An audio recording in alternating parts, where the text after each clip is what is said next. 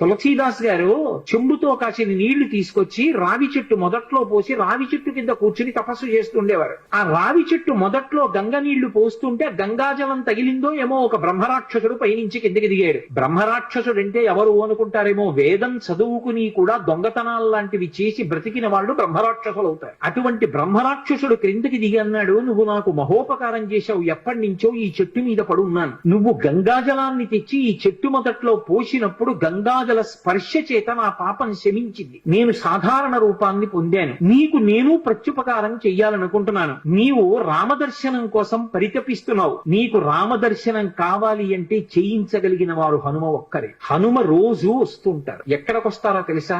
ఎక్కడెక్కడ రామనామం జరుగుతుందో, ఎక్కడెక్కడ రామనామం ప్రస్తావనకు వస్తుందో, ఎక్కడెక్కడ రామ కథ చెప్పబడుతుందో అక్కడ ఉంటారు. కాశీలో హనుమాన్ ఘాట్ లో ఒక వ్యక్తి రోజు రామాయణం చెప్తున్నాడు. అక్కడికి వచ్చి కూర్చుంటారు. ఎలా గుర్తుపడతావో తెలుసా? అందరికన్నా ముందు సభలోకి వస్తారు. అందరికన్నా ఆఖరణ కళ్ళ నీళ్ల పెట్టుకుని ఒక్కడు తలదించుకుని నడిచి వెళ్లిపోతూ ఉంటాడు. నువ్వు గుర్తుపట్టి వెంట వెళ్ళు అన్నారు. తులసీదాస్ గారు హనుమాన్ ఘాట్ వెళ్లి కూర్చున్నారు. అందరికన్నా ముందు ఒక వ్యక్తి వచ్చాడు రామాయణం వినడానికి. అందరూ వెళ్ళిపోయిన తర్వాత తల ఉంచుకుని కన్నులమ్మట నీరు కారుతుండగా వెడుతున్నాడు. తులసీదాస్ గారు ఆయన వెంటబడ్డారు. ఆ వ్యక్తి కనిపెట్టాడు, ఎవరో నన్ను వెంబడిస్తున్నారని. ఆయన హనుమ ముందు వెడుతున్నవారు. వెనక్కి తిరిగి గద్దించారు, ఎందుకు నా వెంట వస్తున్నావు? ఆగక, కాదు నాకు రామదర్శనం కావాలి, నీ వల్లే జరగాలి. వెళ్లి కాళ్ళ మీద పడ్డారు. కాళ్ళ మీద పడితే ఆయన ఒక స్థలాన్ని చెప్పారు, అక్కడ కూర్చుని నువ్వు జపం చెయ్యి, తపస్సు చెయ్యి, నీకు రామదర్శనం అవుతుందన్నారు. తులసీదాస్ గారు కూర్చుని తపస్సు చేస్తున్నారు. తపస్సు చేస్తుంటే